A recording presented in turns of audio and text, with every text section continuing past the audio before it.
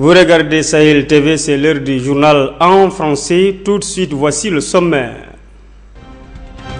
Une convention de financement portant sur plus de 6 milliards de gouillas a été signée au Koweït entre la Mauritanie et le Fonds koweïtien pour le développement économique arabe. L'ambiance de la fête de l'Aïd el-Mawloud se fait toujours sentir à Nouakchott, au centre-ville. C'est le même décor qu'hier. Les handicapés sont bien déterminés à aller de l'avant à Nouakchott. Certains d'entre eux passent la plupart du temps à étudier. Bonsoir à vous tous et bienvenue dans cette édition. Le président de la République du Niger, Mahamadou Issoufou, a présenté aujourd'hui au président de la République, Mohamed Ould Abdelaziz, au nom de la République du Niger, de son gouvernement et de son peuple, ses condoléances sincères à la suite du décès de feu Ahmedou Ould Mohamed Ould Abdelaziz, décès survenu mardi suite à un accident de circulation près de la ville de Tintan à l'est de la Mauritanie. Une convention, comme je vous le disais, en titre de financement portant sur plus de 6 milliards de gouillas pour financer le projet des opérations de la Caisse de dépôt et de développement CDD a été signée mardi au Koweït par le ministre des Affaires économiques et du Développement, Sid Ahmed Ould Rais, et Abdel Wahab Ahmed El Badr, directeur général du Fonds koweïtien pour le développement économique arabe. Au cours de son intervention, le ministre des Affaires économiques et du Développement a salué les excellentes relations de coopération existant entre la Mauritanie et le Fonds koweïtien pour le développement économique arabe, qui se manifeste à travers l'intervention du Fonds dans plusieurs projets et programmes prioritaires pour le développement économique du pays. L'ambiance de la fête de l'Aïd el-Mawloud se fait toujours sentir à Nouakchott. Au centre-ville, c'est le même décor qu'hier. Les citoyens procèdent au dernier réglage pour que tout soit au point avant le soir. El Ali Abbas. L'ambiance est toujours la même aux alentours et à l'intérieur du marché capital de Nouakchott. Hier et aujourd'hui, ça grouille. Il y a toujours des personnes qui viennent se procurer des articles de tout genre, notamment des vêtements. Mais aujourd'hui, on circule plus facilement. Le groupement de la sécurité routière a enlevé les barrages qui étaient mis dans le but d'éviter les encombrements de la circulation. L'Aïd el-Mawloud est célébré à la date du 12 de Rabi' al-Awwal, le 3e mois du calendrier musulman, qui représente le jour de la naissance du prophète. Un grand jour aujourd'hui, c'est la naissance de la prophète Mohammed sallallahu alayhi wa sallam. Vraiment, je souhaite tout le monde bonne fête. Vraiment, on est content. Cette fête est célébrée dans tout le monde musulman. En Mauritanie, elle est l'occasion de se retrouver autour d'un repas en famille si l'on ne passe pas toute une nuit à évoquer le Tout-Puissant. Les Sénégalais l'appellent Gamou, ce qui est pour eux un moment de recueillement et de composer des chants à l'honneur du prophète Mohammed et des grands érudits musulmans. El Elia Abbas, la fête El-Mawloud est une occasion pour les musulmans de se rapprocher de Dieu. C'est un moment de communion pour toutes les communautés qui témoignent leur affection au prophète Mohammed, paix et salut sur lui, leur attachement à l'islam et aux valeurs familiales. Fatima Tadde. Célébré par tous les musulmans, Al-Mawloud correspond à la naissance du prophète Mohammed, paix et salut sur lui. Cette journée est fêtée sans grande faste, mais elle est un moment de communion entre les musulmans. En Mauritanie, il y a ceux qui passent la nuit à veiller comme pour commémorer le moment exact quand Aminatou bint Wahab a donné naissance au prophète. Il y a ceux qui célèbrent le jour de cette naissance et ceux qui préfèrent commémorer le baptême une semaine après. Cependant, Al-Mawloud reste une fête familiale durant laquelle on partage et on prie. Pour les enfants, c'est un autre programme parce que c'est l'occasion de profiter des grands qui n'hésitent pas à faire des cadeaux. Ndeonati, comme on le répète pendant la célébration des fêtes en général, veut tout simplement dire bonne année, et qui est désormais une demande de cadeaux faite par tout un chacun à l'occasion. La fête du Mawloud est une tradition pour nous. On offre des présents à la famille et aux membres de la communauté. Les enfants croient que tout est fichu s'ils ne reçoivent pas ces cadeaux. En tout cas, c'est heureux de se retrouver avec du monde autour de soi, dans la paix et le partage. De nos jours, les gens gaspillent trop. Cette fête est une célébration de la naissance du prophète, paix et salut sur lui. L'événement est important. On devait passer la nuit entière à la prière pour notre salut. À part ça, c'est toujours heureux de sympathiser avec les parents et de partager ses biens avec la communauté. Chaque année, la fête du Mawlud est l'occasion pour les croyants d'accroître leur amour pour le prophète et par cette exigence du partage, elle renforce également la cohésion sociale. C'est l'occasion de retrouvailles à ne pas finir, une occasion de demander pardon, mais surtout de témoigner son attachement aux valeurs islamiques et familiales. Fatima Tadé, l'artisanat est-il un secteur pourvoyeur d'emploi? La question se pose pour ce métier manuel qui a été l'objet d'une certaine convoitise dans la société. Bon nombre de personnes aspiraient à investir ce secteur qui permettait de s'enrichir et de faire explorer sa créativité. Moulay Idriss Fofana. En Afrique, quand un vieillard meurt, c'est une bibliothèque qui brûle.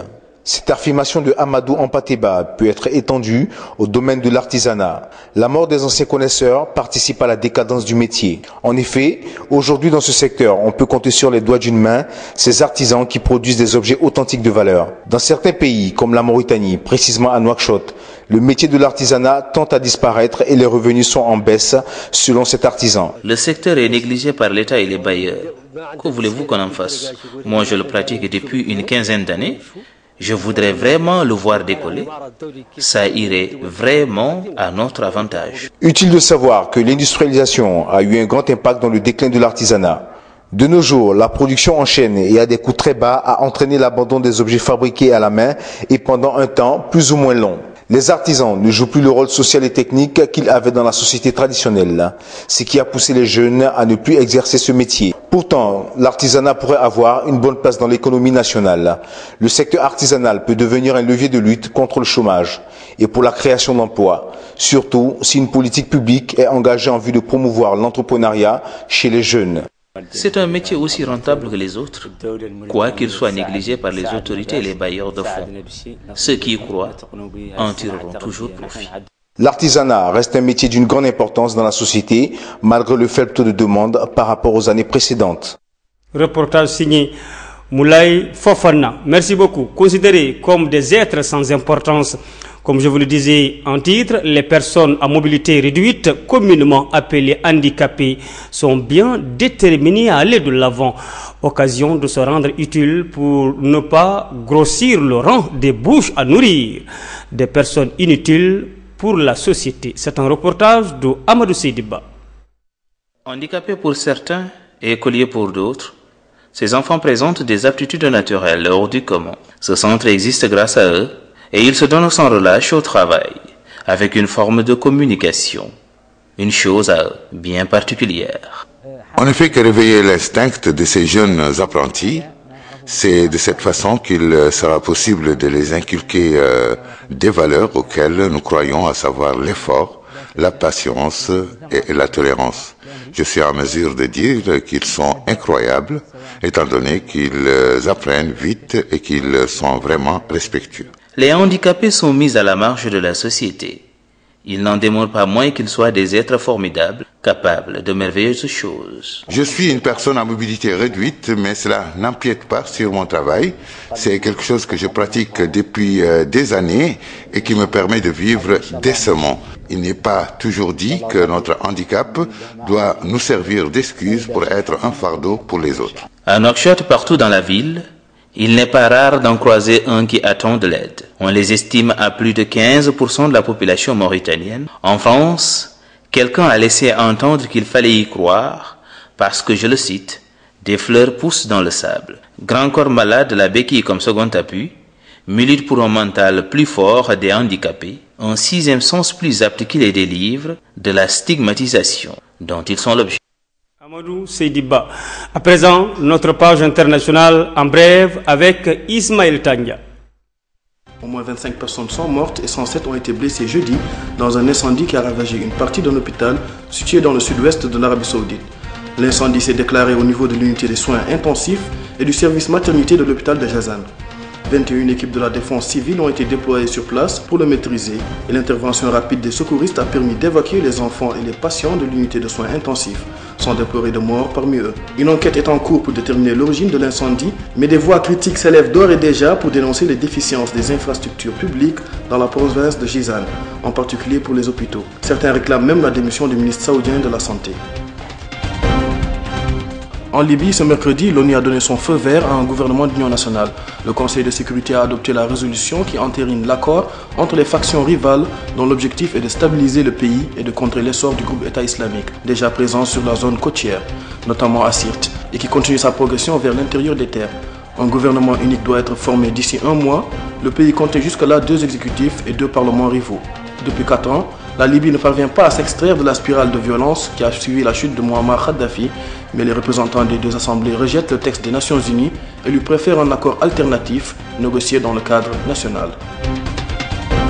En Syrie, quelques jours après un accord au sein du Conseil de sécurité de l'ONU sur une résolution pour trouver une issue politique à la guerre civile, Damas est prêt à participer aux discussions qui devaient se tenir fin janvier à Genève, sous l'égide des Nations Unies, a annoncé le ministre syrien des Affaires étrangères Walid Muallem ce jeudi 24 décembre. Le conflit a fait plus de 250 000 morts et des millions de déplacés. Près de 4,4 millions de Syriens ont fui leur pays, selon le Haut Commissariat de l'ONU pour les réfugiés. La feuille de route du Conseil de sécurité prévoit des négociations entre l'opposition et le régime de Damas. L'instauration d'un cessez-le-feu et la mise en place d'un gouvernement de transition dans les 6 mois. Enfin, le texte prévoit la tenue d'élections dans les 18 mois à venir. Voilà, c'est la fin de ce journal, mais avant de nous quitter, je vous en rappelle les principales informations. Le président du Niger a présenté aujourd'hui ses condoléances au président de la République, Mohamed Ould Abdelaziz, au nom de la République du Niger, de son gouvernement et de son peuple, suite au décès de feu Mohamed Ould Abdelaziz. Et puis, l'ambiance de la fête de l'Aïd el-Mouloud se fait toujours centrée à Nouakchott, au centre-ville. C'est le même décor qu'hier. Les handicapés sont bien déterminés à aller de l'avant. À Nouakchott, certains d'entre eux passent la plupart du temps à étudier. Voilà, restez fidèles à notre Sahel. Donc, en compagnie d'Aman, nous allons nous retrouver à la même heure sur la même chaîne. Passer de bons moments en compagnie des programmes de Sahel TV. Bonsoir à toutes et à tous.